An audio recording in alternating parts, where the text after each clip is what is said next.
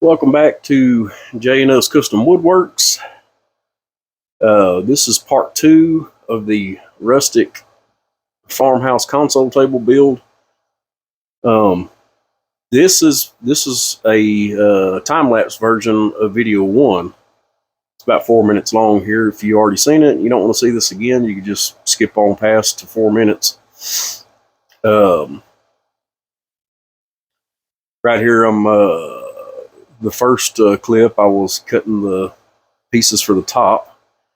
Right here, I'm cutting the legs to rough length. Made the legs out of 4x4 Douglas fir. Right here, this is me cutting the stretchers for the table. Video 1 was pretty much me just milling everything up and getting ready to build. I'm just using, this is my homemade stop block here. I don't have a stop set up yet on my miter station. I plan to in the future, but right now this works for me in the projects that I build. Right here, this is me. Well, I was gonna start slicing these tabletops up, getting ready to glue them together, but then I realized I needed to change my saw blade. I got a new Diablo blade, so I had to change that first. Make sure everything's 90, square. And here we go.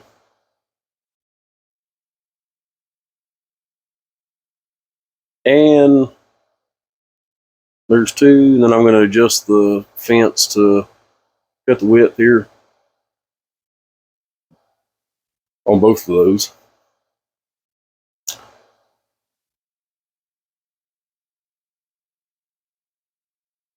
And just right here, I'm having an argument with myself on whether I should use dowels or if I should just use wood glue. I decided to just use wood glue. So here we are into the new part of the video. Enjoy.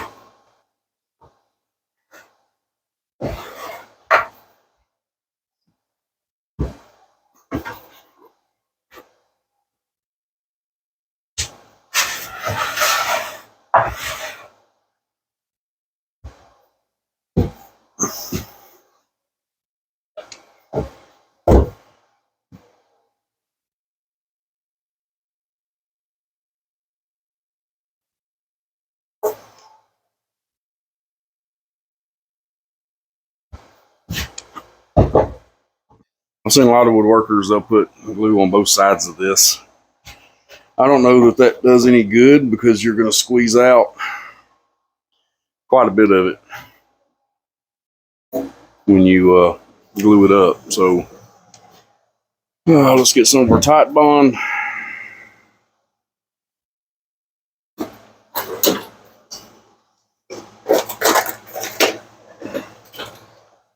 Glue brush. You know, a lot of people think that you need to use dowels here or domino. I don't have a domino, so that's not happening. I do have a dowel joiner, but we're just going to glue this up. This will be plenty. You let this sit long enough, I have nothing to worry about.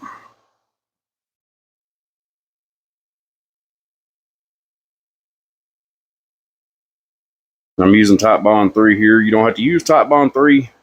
I use it because there's a longer working time with it, and it's also waterproof. So instead of trying to guess, well, I'll use Titebond 1 here, I'll use Titebond 2 here, and I'll use Titebond 3. Instead of doing all that, I just Titebond 3 all the way. I'm not sponsored by Titebond, so I just like their glue. It's never failed me. Oh, just tripped over the 2x4s there. I'm going to go ahead and put glue on both sides of this and let it squeeze. We'll clean it all up.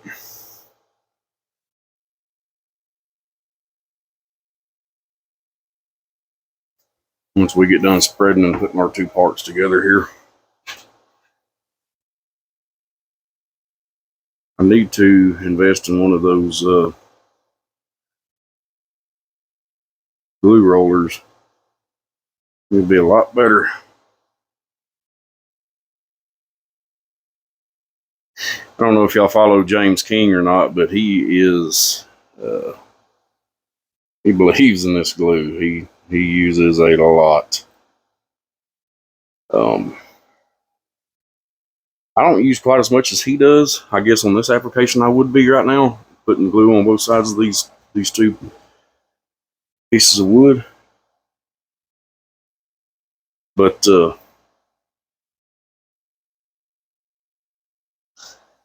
and I've never had net that I know of. I know I built a lot of furniture for my wife for our home. I've never had a glue joint fail. I've never had one break, come apart. And when I build furniture for customers, I always tell them, if you have a problem with it, just let me know and I'll repair it. I've never had a callback, which I've only been in business for about 4 years now. Oh no, 3 years. 3 years. So I've never had a piece come back. Never had somebody dissatisfied with a piece.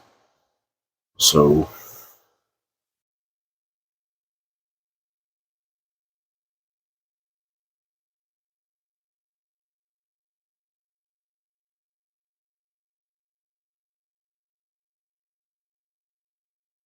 I don't know that too many people watch build videos anymore, but I'm going to do a video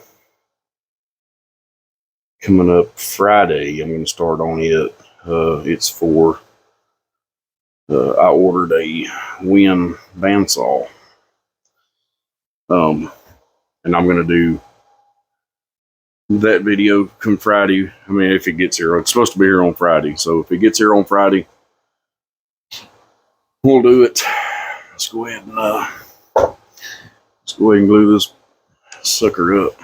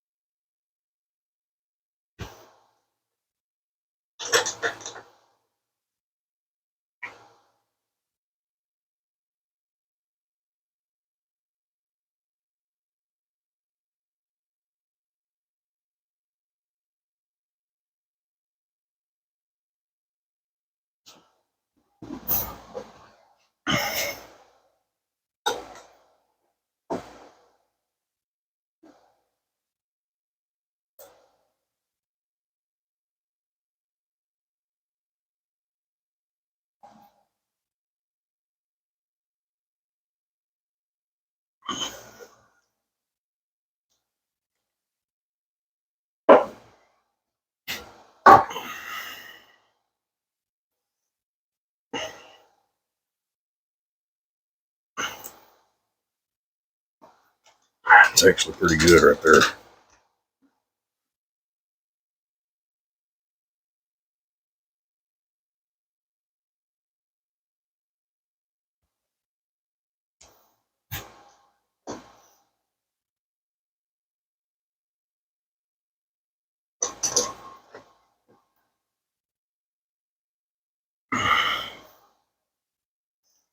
Usually at my joints here, if I don't if I don't have really good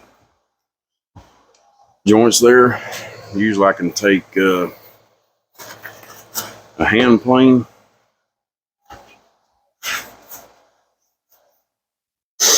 and plane all that out of there. I don't have a big enough planer to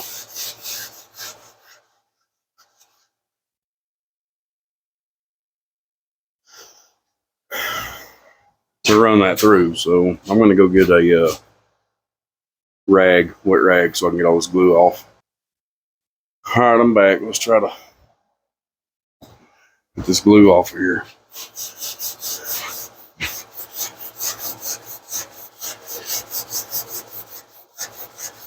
So this is going to be the top. I don't worry about the glue a whole lot on the bottom side of it. I mean, I will flip it over and try to get all the glue off, but especially this top that's going to be seen, because this is going to be stained. My wife wants it stained dark walnut. But like I said, I'm going to go run over the top of it with a planer, the hand plane. You get all this crap off of here, but you know,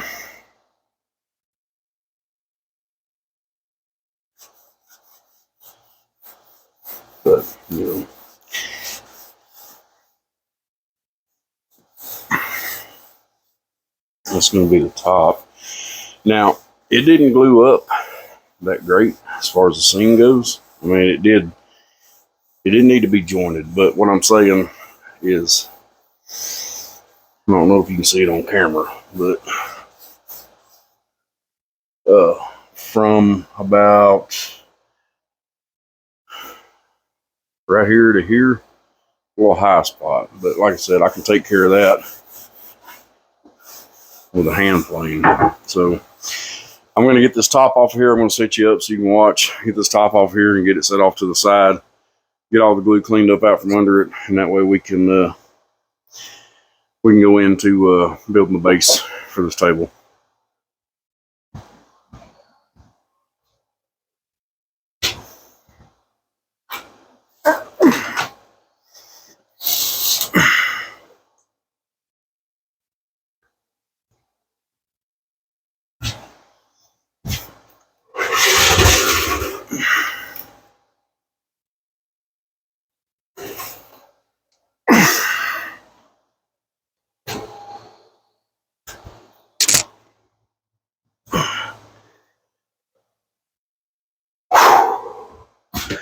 That sucker's heavy.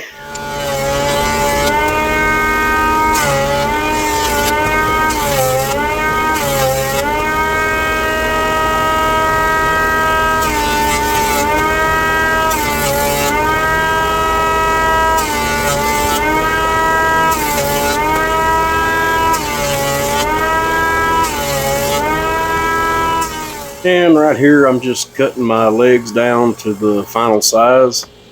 This is going to end the video here for part 2, and then part 3, we'll start building the base. I know I said earlier we was going to start building the base, but